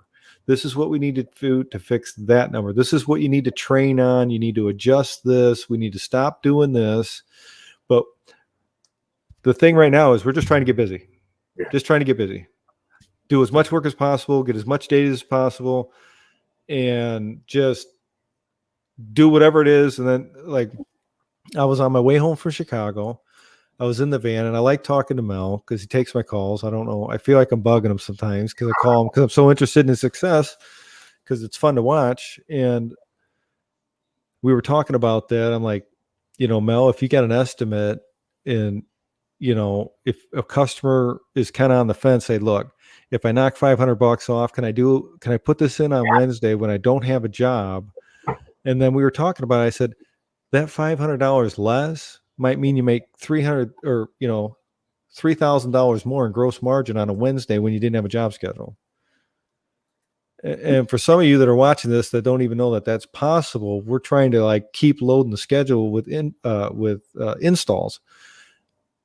But here's another trick. So if you have an install schedule for Wednesday, you can't go through all these installs and expect to have the same volume next week. So when Mel gets done with the install on, Monday, Tuesday, he's going to go back to the office. He's going to call some existing customers and say, hey, we serviced you last year. We did a repair. I'm having an air conditioning special for maintenance. Can we get out there for $59? And I can do one on 8 a.m. on Wednesday. So he can do an 8 a.m. maintenance visit on someone that he didn't have as a customer, have the potential to find more work. And you got to keep that ball rolling. So you could, you got to compress time. So since he's a one-man shop and occasionally may have to add a helper, if you just do nothing but installs, eventually you're going to run out of work, and then you got to reinvent the wheel again. So you got to do a little bit of everything each day. And that's why I told Mel, I said, if you got a couple of hours and you got an install tomorrow, go over there and rip it out. Yeah. Right? I mean, save time. You got to compress time because you're only one person. Yep. I did both those things today. A job that's kind of on the fences, called him and did the $500 reduce. He signed up immediately. And again, he went with the duct cleaning, Remy Halo, in the fogger. And that worked for me. And as far as the install, the insight of going there prior to having to do the install, because it's a pain to go rip it out and then put it in. But if you rip it out prior, recover the refrigerant, and have it all out and things set, it's going to rain tomorrow, so I don't have to be outside in the rain. That portion is done, and it just frees up my schedule. For let's say if I had a Sunday, okay, now I'm freed up. Yeah, because here's the problem: when you do a lot of installs, you work out of a house, you're going to start accumulating equipment. Yeah. That you got to scrap, and that's not going to look good to neighbors if you live in a place where there's neighbors. So you got to constantly be moving, whether it's processing scrap, buying equipment. I mean, your garage will only hold about 5 complete systems plus everything else you got, and then you're full. So you really got to be more efficient when you're limited on your space. At least that's what I found, because if I got a video, my first 4 locations, I moved my business 4 times in the 5 years I was in business, and moved up from my house to, you'd have to watch the video, but I was, after the second move, I was doing nothing but flipping properties while I was doing business. I was flipping the properties I was working out of, and I flipped it all the way up, and I even bought a couple extra ones in case I grew even farther. And after I had those, I realized I had enough property I didn't need to work anymore. But so there's some questions in there. Yeah, you got to be a lion. You got to be a lion. I think that's a great comment. All home appliance service. I wouldn't call you to do my HVAC just because it says appliance. I got to be honest with you, and I'm not saying that that's bad. I think you got to focus. There's way more money, in my opinion, and I'm guessing. I don't know what the margins are in home appliance, but I know you can crush it in HVAC.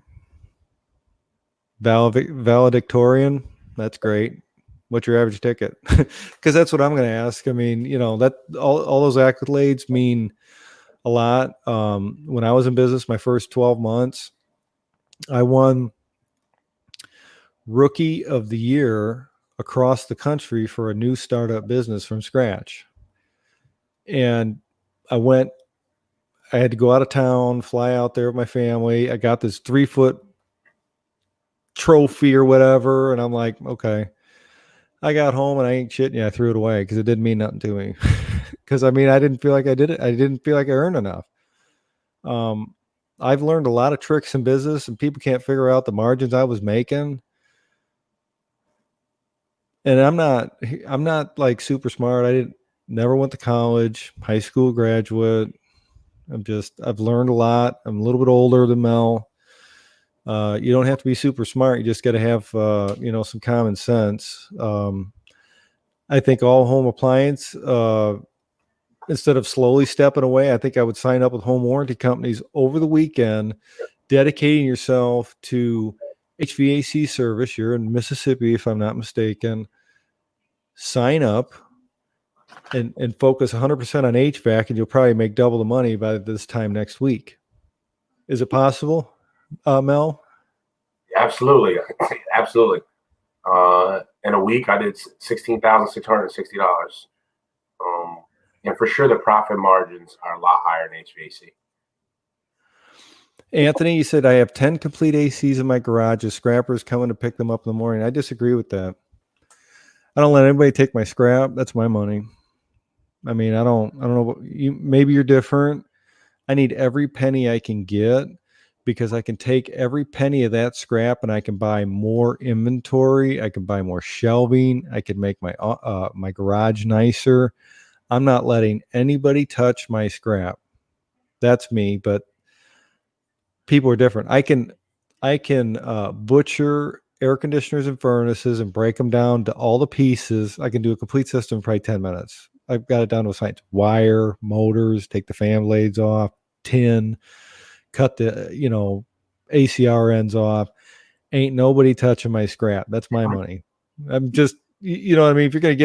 If you're going to hand money away, you email me and I'll send you my address. You can send me a check, or, you know what I mean? Cause like that's, no, my wife is upset. She has to park in the driveway. Well, sell more systems. You can buy her a nicer house and you could put the Mercedes in the driveway. I had one. I made so much money. I had a Mercedes, but I didn't, they're junk. Won't buy another one. He is a licensed scrapper and gets 3 times what I can. Break me off a third. What's a licensed scrapper? Is that something in Detroit? I'm a licensed scrapper, boy. I probably do it better than anybody I know. And I don't need to. I mean, no, I don't have to tear them down. Why? Hard work don't kill nobody. I never heard anybody die of hard work. That's just me. I think I even did a video on why we clean house and cut scrap. I mean, because that's a third. I don't know. Anthony, for me, one of the things I learned is, I'm still small and brand new, is all my scrap can go to all my inventory. So all my pieces and parts that I need, my scrap essentially will pay for that. Break it down, take it there. They give me $60. That's $60 parts I could stock my van with and not have to go and pull out of the business account, so to speak. We're trying to be smarter. Not, the business has got to pay me.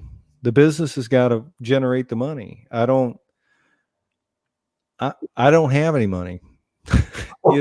Mentally, I don't have any money. I got to figure out where to get it from. The customer's got all the money. Watch Grant Cardone. He's got some great, you knew it was expensive when I pulled into the driveway. What are we doing here? We gonna do business or what? So, what's everybody else's that's watching this? We got 18 people watching the video. Some of you must just chimed in.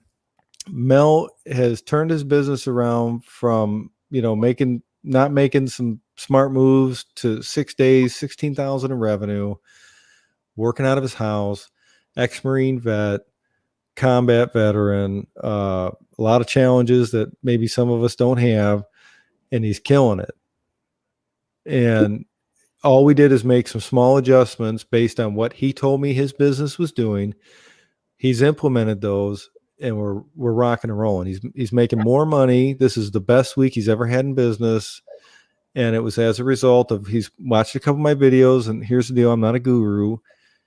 He didn't really get more until he reached out, shot me an email. Email's in the description.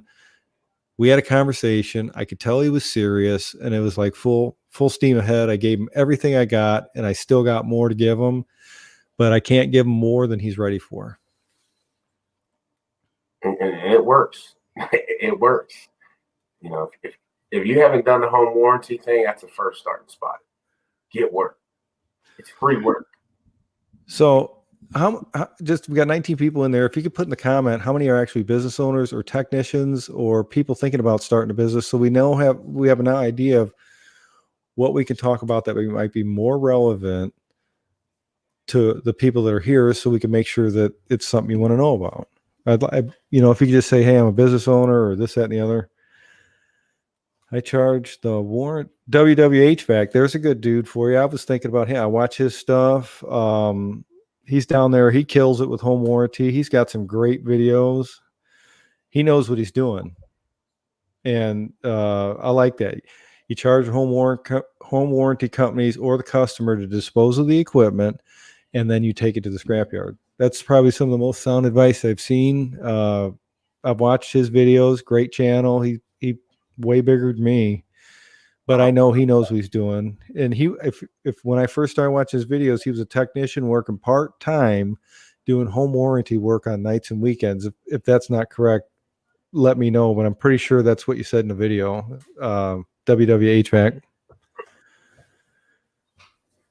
Joe's thinking of starting. I think it's great. I think get yourself ready before you make the jump. Pull the boat up next to you before you jump. Educate yourself. Get yourself ready.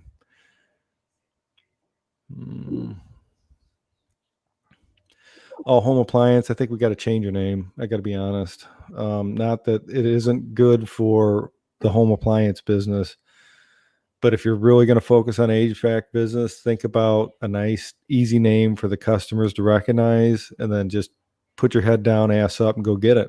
Because there's so much. Mississippi is so fucking hot. Tell me I'm lying. I mean, you should be able to I heard when I was in business, I used to hear guys down in Mississippi saying, I'm selling a heat pump with an air handler for 13 grand. I'm like, shit, that stuff only costs $2,500. I can't get that. I couldn't get that up here outside Chicago. It's so competitive. Tell me I'm wrong. Let's see. That's correct. I'm full-time on my own now and loving it. Yeah, but he switched trucks. He had a couple different trucks, WWHVAC. Wow. If you haven't watched his stuff on home warranty work and you're in this chat and you're watching Mel and me bullshit, go over to WWHVAC's channel and watch what he's doing with home warranty work. Are you making a good living on that WWHVAC? And I mean, I don't need numbers, but I mean, if someone's reading the comments, are you able to make a living?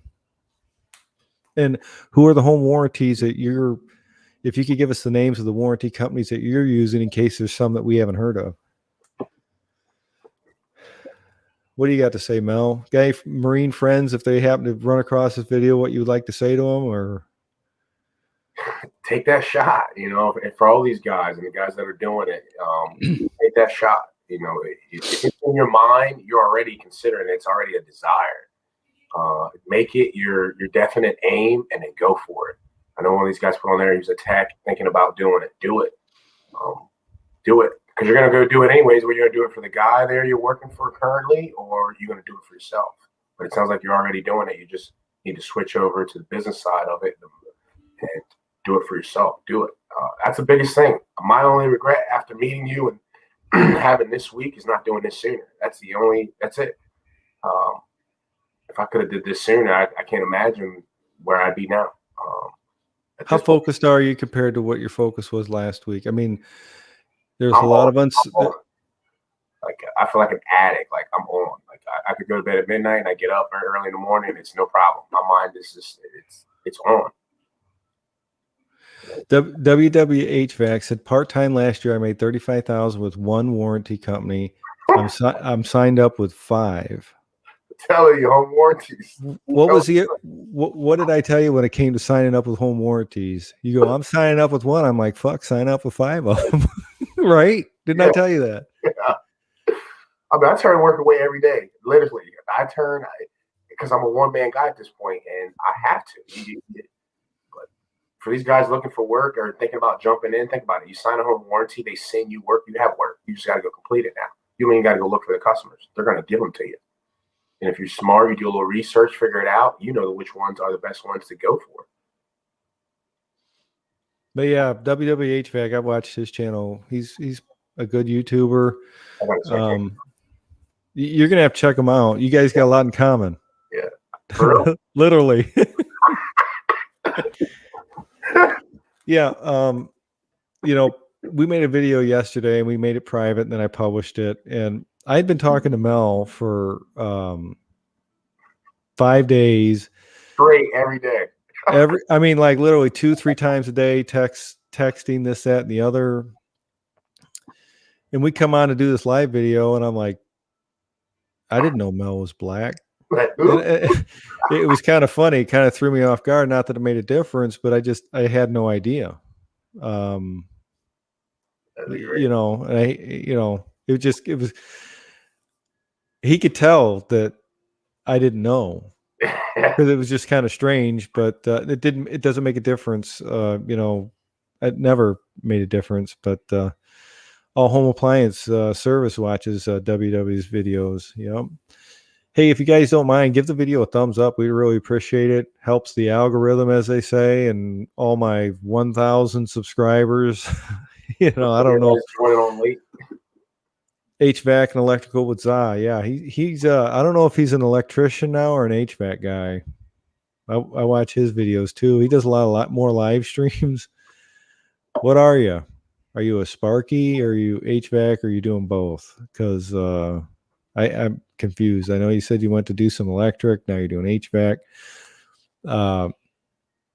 Isaiah, this is Mel. He is a HVAC business owner. How long have you been doing it, Mel?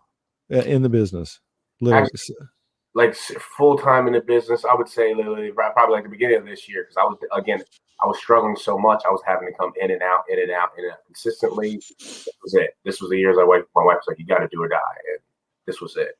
And I mean, well, we met him. It's May now. A week we've been talking. Prior to that, again, I was chasing service work, not really getting much progress, not getting many customers. Hand to mouth, taking whatever you could get. Exactly. And now you're a little more focused. Your focus has changed, right? I mean, you're little very much. And not even necessarily very much on the business side, but personally too. You know, it's like, because I'm the person running, so I got to be right personally to be able to go and function in the business as well. So focus very much.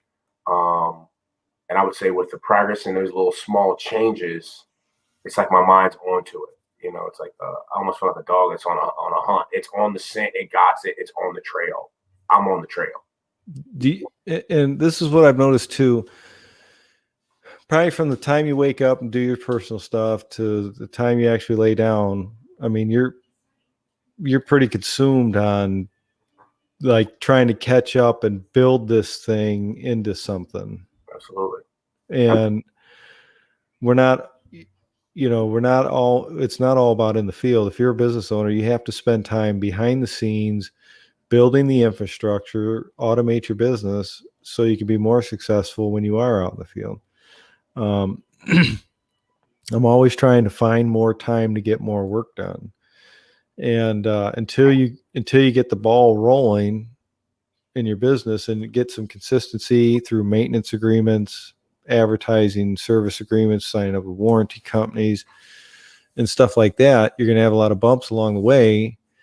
So like business comes in waves. Right now we're riding a wave.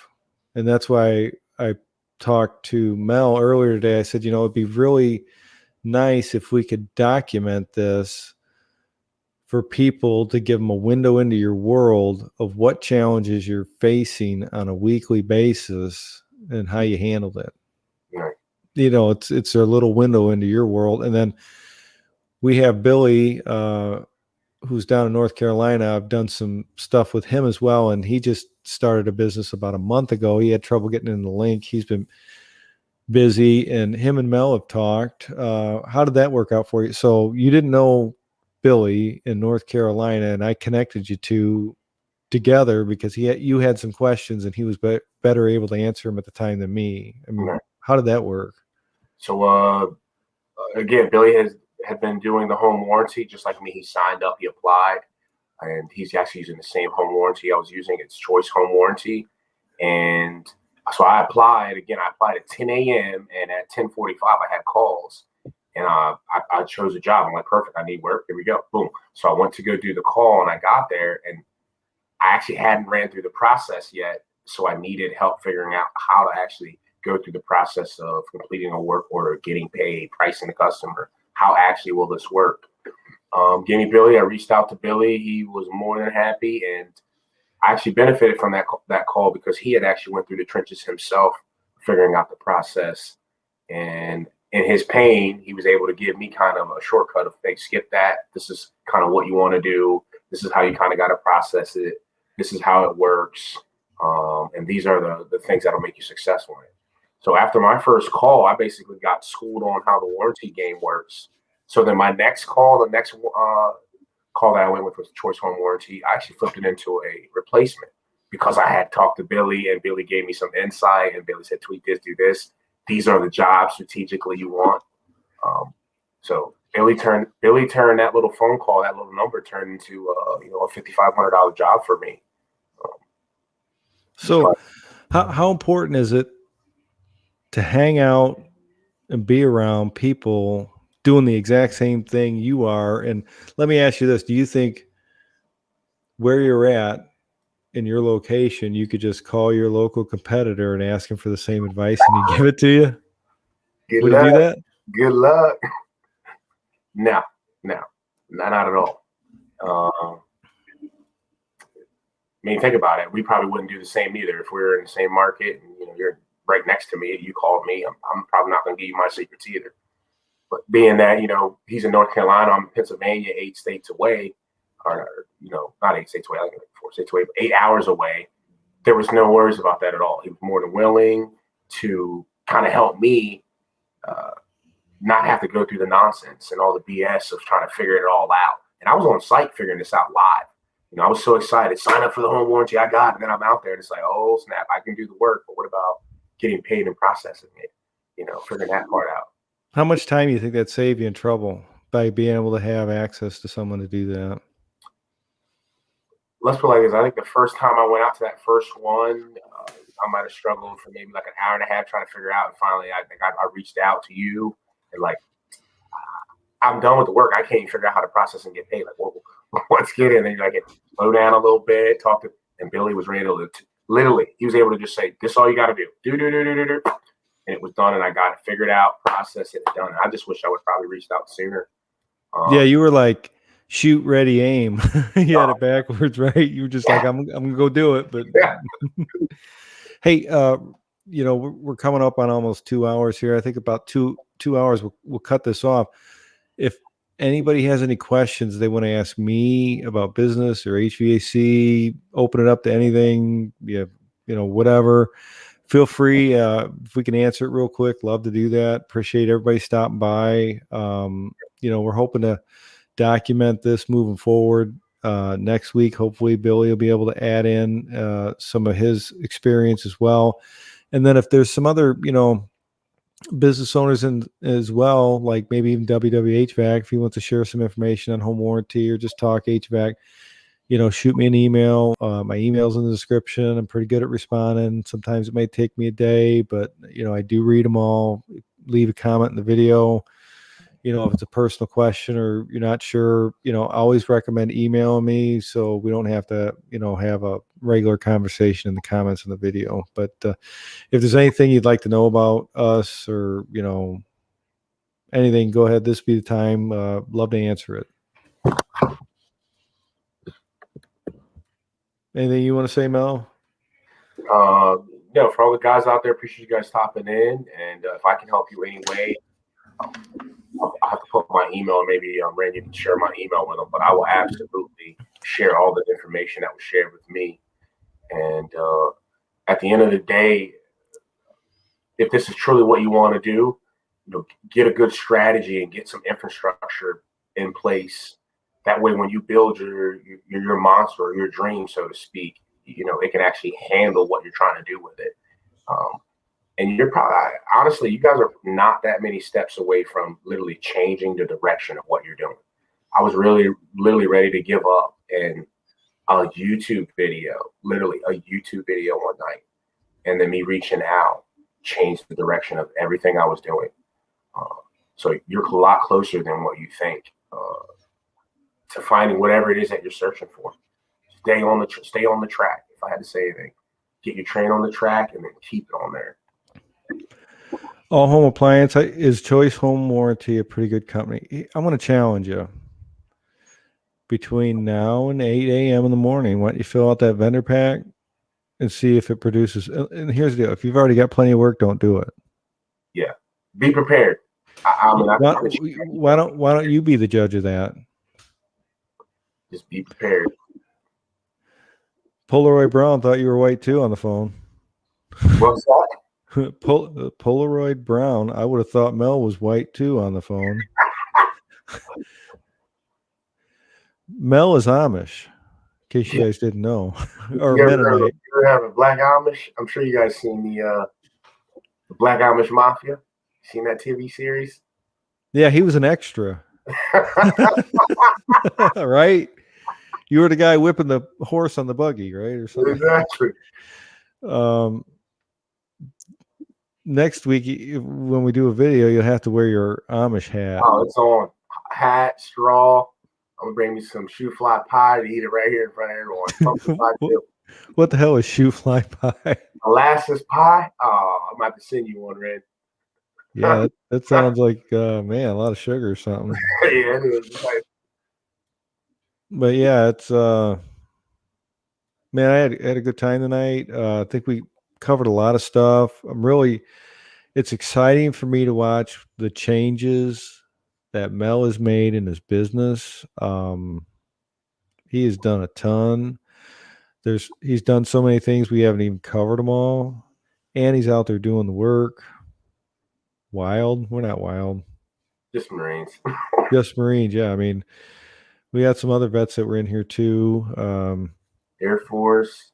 But all home appliance. Tell me, I want to know. Are you gonna sign up for Choice Home Warranty, or you got enough money? And then here's the deal: if you need help, shoot us an email. Mel, could you find 15 minutes to give that guy a phone call if he was to sign up with Home Warranty? And he said, "Hey, absolutely." I mean, I have the number and everything. Like I said, I have a book here. I'll send a photo of it, and I can send you all the numbers. I have the number 2 Choice Home Warranty. It's the number one that I use. They're the one who flood me every day, every morning. They're probably sending calls right now as we sit here, literally. Can you look on your computer while we're on here? Yeah. You can share your screen too, I think. All right. So I have installs tomorrow, so I won't be doing any home choice warranty, obviously. He should be doing one. Yeah. On his way home. See, he's not committed. It's Saturday and he only wants to work a little bit. It's going to be a good Saturday. Oh, he's getting comfortable now. He's making it. Last week, he'd have done anything to have a $200 service call. Now he's crushing it. Now he's like, steak for dinner, honey. And I'm not hating that steak unless we have some lobster. So, yeah, he's gonna, just so you know, he's gonna make enough money this weekend that if he didn't do any work the rest of this last week, he's still gonna be crushing it. Yeah, for sure. All home appliances. If you reach out, I'll give you all that information. I got 10 of them. You can hit them all up. American Home Shield is another good one, which Ren mentioned.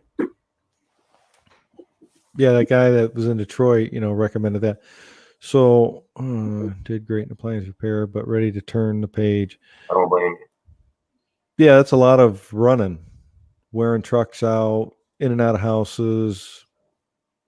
Man, you want to do 5? If you're going to just run like service, then you want to do like 5 calls at $500 a piece, $2,500 a day, 5 days a week. That's 12.5. 675,000 a year with no installs. Yeah, why wouldn't you? I'd become really good at running residential HVAC service calls and maintenances and selling service agreements. Keep it simple, make 150, 200 grand. Easy.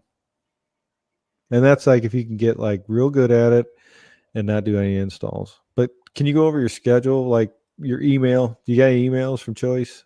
I'm sorry. I can just log on. I got an app here that I log on and I can check the task.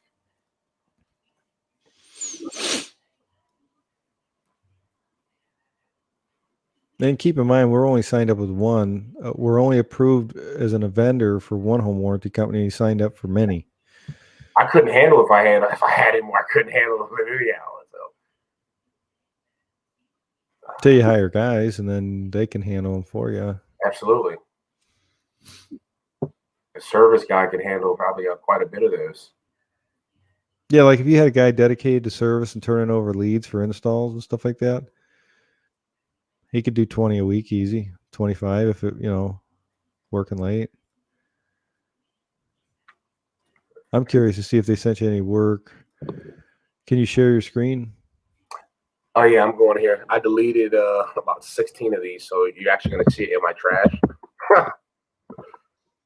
Deleted what? So some of these work orders are 3 hours away, some are an hour away. All the ones that you can't go to, you either got to accept or decline in choice. Okay. And one of the tricks I learned is you don't want to keep declining them. You just kind of let the email be, and they understand that as it's just something you can't get to. All right, perfect. How to share a screen on here? Where's your share button on here, Rand? It should be on the bottom. Let's see. Oh, I see it. I got it. Share screen. Can you see that, Ren? Nope.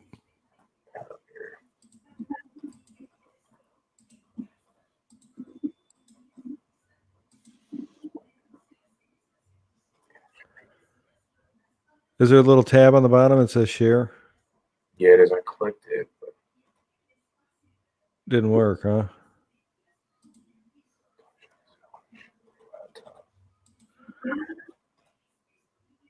How about now? How about no? Well, tell us what you're seeing. Maybe we'll be a little bit smarter next week. No worries. Let me just count here for you. Did anything come in since we started 2 hours ago? No, my last one came in at one did come in at 10 o'clock. Emergency. It's a heating call. Emergency heat call. So an emergency heat call, you can charge more to go out. Really? Yeah, because it's emergency, so you can charge more, like 1.5 times your rates. And after hours. Yeah, they pay more for emergency. So how many came in today that you could work on and schedule? So I went on that this morning. The ones that I went on, and that was a guy that went with the quote for 5,500. It was just a service call, but it was R22 older. Turned it into a replacement. Let's see, I got 1, 2, 3, 4, 5, 6, 7, 8 HVAC calls, AC calls from this morning at 8 o'clock till 1:30. I mean, I'm a one-guy shop, so there's no way I'm going to be able to run 8 calls. But that ain't including all your maintenance agreement customers that you have, all your previous service customers you have. Right. These are just calls from today services that they're wanting me to send to me for me to fulfill them and get it done. Not necessarily like calls. Are you talking about calls specific on the schedule for next week? No, I mean those are jobs that you can choose choose what you take, right? I mean, so yeah, all home appliance. If he signed up, realistically, if he signed up overnight, by Monday, he should. Yeah. Yeah. And then he can do what he said. He can finally do what his wife told him to do and change the name. Because I read that in a comment. My wife told me to change my business name. Well, she's, we all can't be wrong. I mean, look, I'm doing it. All home appliances and services, I'm changing my name. At the end of the day, you're trying to portray a certain brand and certain professionalism. And at the end of the day, you want whatever easiest for the customer and whatever is going to get them to you the quickest. And mine had my name on it, so I necessarily don't want to change it. But if that's what's going to take to be successful, why wouldn't you change it? And that's a small tweak, a very small tweak. Well, hey guys, look for a notification. If we're going to do it next week, I'll post it ahead of time. subscribe to the channel, hit the notification bell. Appreciate everybody stopping by. We went way longer than I was thinking we were going to go, but a lot of good comments. Appreciate everybody asking questions. A lot of good feedback. Got a bunch of videos. If you have any questions that we didn't answer or something you think about tomorrow, shoot me an email. And if we can't answer directly, maybe by the time we do another video, I can cover that answer, or if I can't, I'll let you know. Make sure you send me your information. Just shoot me an email, and if you want to talk to me or you want to talk to Mel, I'll be more than happy to make that connection. And then we'll go from there. Anything you'd like to say to your audience, Mel? No, I appreciate you guys stopping in. And again, if I can help assist in any way, don't be afraid to reach out. I will more than happily do the same thing Ren did for me. And hopefully, if you do it, it'll work. The same things that I'm experiencing, you can experience. Believe me. And next week, I'll turn in some info and be more than willing to show my progress. House Call Pro collects it, graphs it, shows beautiful charts and graphs so you can see it. Yeah, we'll try and figure out how to share the video prior to. So this is a window into his business, and it's going to change again this week, and we're going to make some improvements, and we're going to make some work. And just so you know, Mel is not taking the weekend off. He's doing a big job tomorrow. He's doing a big job Sunday, and then he's got Monday through Sunday to work again. But I think there's a little pressure on him to kind of catch back up to where he feels he should have been in business, but he maybe didn't have the right answers or the right direction, a week ago. So anyways, we'll see you on the next one. And thanks for stopping by, and consider subscribing. We really appreciate it. And we'll see you on the next one. Yes, sir. You guys take care.